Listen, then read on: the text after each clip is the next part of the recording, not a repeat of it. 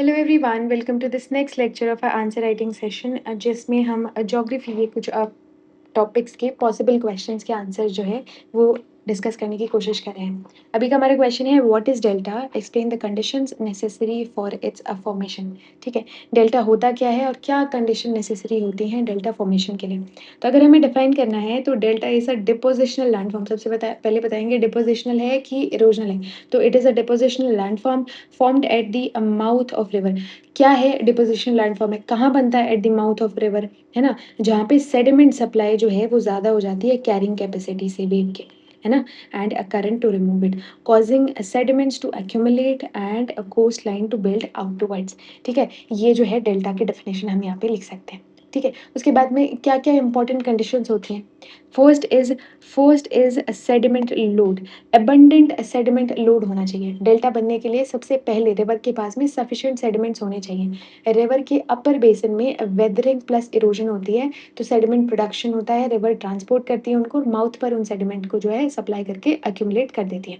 अगर सेडिमेंट्स ही नहीं होंगे तो डिपोजिशन से डेल्टा जो है वो बिल्ड ही नहीं हो सकता, है ना। तो हमको river must carry abundant sediments to the mouth of deposition. तो सेडिमेंट लोड होना चाहिए, है ना। रिड्यूस्ड वेलोसिटी, रिवर माउथ पर वेलोसिटी का डिक्रीज होना जरूरी है ना।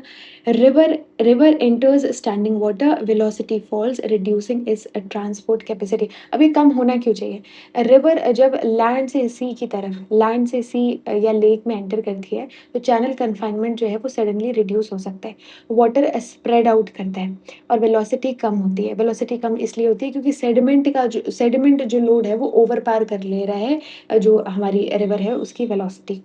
ठीक है, और अब कोई स्टीप ग्रेडियंट भी नहीं है ना, कि उसकी जो वेलोसिटी है वो और ज़्यादा बढ़ेगी। तो रिड्यूस्ड वेलोसिटी होनी चाहिए, है ना, रिड्यूस्ड वेलोसिटी होनी चाहिए। एक जेंटल ग्रेडियंट हो जाना चाहिए।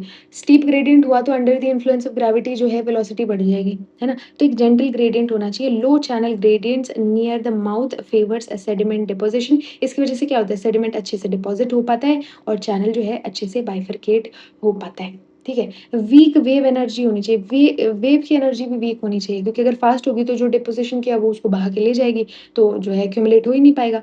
तो low wave energy prevents rapid redistribution of deposited sediments along shore. ये हमको यहाँ पे देखने को मिलता है। ठीक है, टाइडल एनर्जी कम होनी चाहिए। Weak tidal currents allow sediments to accumulate rather than disperse. ये हमको यहाँ पे ये देखना होगा। अभी तक क्या देखा हमने, लोड, जो सेडिमेंट्स का लोड है वो इनफ होना चाहिए, वेलोसिटी कम होनी चाहिए, लो ग्रेडियंट होना चाहिए, उसके साथ साथ में वेव एक्शन वीक होना चाहिए, टाइडल जो लो टाइडल एनर्जी होनी चाहिए। शैलो कॉन्टिनेंट शेल्फ, ये क्या काम करता है, ये थोड़ा एडवांस बट इंपॉर्टेंट कंडीशन है। अगर कोस्ट के पास शैलो कॉन्टिनेंटल शेल्फ है तो रिवर के सेडिमेंट्स रिलेटिवली शैलो वाटर में डिपॉजिट होते हैं, है ना। डीप वाटर में रिवर सेडिमेंट्स क्विकली ऑफ शोर सिंक या ट्रांसपोर्ट हो सकते हैं, बिल्कुल नीचे सिंक हो जाएंगे। तो शैलो अगर जो शेल्फ होगी तो ज़्यादा अकोमोडेशन होगा नियर द कोस्ट। तो शैलो को कॉन्टिनेंटल शेल्फ होनी चाहिए। ठीक है, स्टेबल कोस्ट लाइन होनी चाहिए। डेल्टा तब ग्रो करेगा जब डिपॉजिटेड सेडिमेंट्स रिमेन वहाँ पे रह पाएंगे लंबे टाइम तक, है ना। अगर कोस्ट लाइन स्ट्रांगली इरोजनल है, मेरीन इरोजन हो रहा है ज़्यादा, मतलब एक्यूमुलेशन से ज़्यादा इरोजन हो रहा है, तो फिर डेल्टा नहीं बन पाएगा। तो एक स्टेबल कोस्ट लाइन भी हमको चाहिए। कंटिन्यूस डिस्चार्ज चाहिए।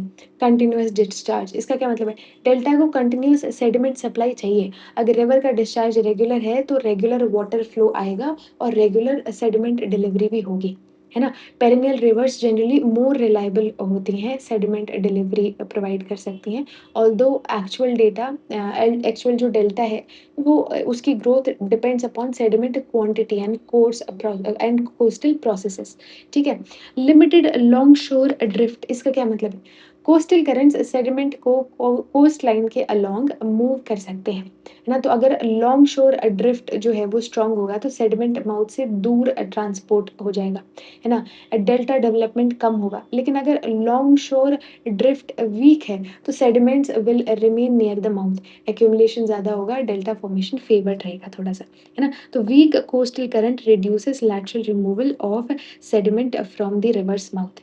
ठीक है, अकोमोडेशन स्पेस, अकोमोडेशन स्पेस क्या होता है, सेडिमेंट के एक्यूमुलेट होने के लिए अवेलेबल फिजिकल स्पेस होना चाहिए। अगर बेसिन में सबसिस्टेंस, सूटेबल सी लेवल कंडीशन और शैलो कोस्टल जोन है तो सेडिमेंट को डिपॉजिट होने के लिए स्पेस मिलता है। ठीक है? तो यहाँ पे अकोमोडेटिव या अकोमोडेशन स्पेस हमको देखने को मिलता है, ठीक है? तो ये सब जो है हमको प्रोसेस देखने को मिलती है। क्या हुआ यहाँ पे प्रोसेस क्या है? रिवर ट्रांसपोर्ट करती है सेडिमेंट्स, जो रिवर है इट एंटर्स इनटू द सी और लेक, वेलोसिटी और कॉम्पिटेंस डिक्लाइन होती है, कोर्स जो बड़े जो पार्टिकल्स होते हैं या फाइन सेडिमेंट्स होते हैं वो डिपॉज़िट हो जाते हैं, है ना?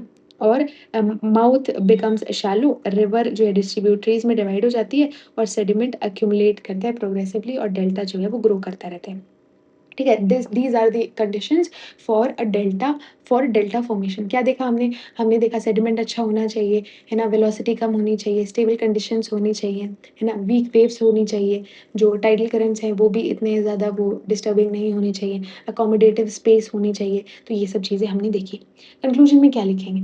कंक्लूजन में लिखेंगे हम कि delta formation is therefore a river coast interaction. क्या है? रिवर कोस्ट इंटरैक्शन है डेल्टा फॉर्मेशन। ठीक है? उसके साथ-साथ में it is governed by balance between fluvial sediment supply and marine reworking. क्या बोला? फ्लूवियल सेडिमेंट सप्लाई और मेरीन रीवर्किंग के बीच में जो है बैलेंस की तरह ये काम करता है, ये हमने देखा। ठीक है? With rising sea levels, subsidence and altered sediment delivery due to dams, future delta sustainability will increasingly depend on sediment management, wetland conservation and adaptive coastal planning. तो यहाँ पे फॉरवर्ड लुकिंग भी हमने थोड़ा सा जो है या फिर थोड़ा सा वे फॉरवर्ड टाइप का भी हमने जो है कंक्लूजन लिख लिया। ठीक है? इसका कंक्लूजन लिख लिया। तो I believe now you are able to answer this question. ठीक है? मैं थोड़ा सा इसको ऐसे कर देती हूँ so that you will be able to read all the points, है ना? तो that's it about our video. अगर आपको ये वीडियो किसी भी तरीके से हेल्पफुल लगी हो then please like the video and consider subscribing and या thank you so much and keep learning.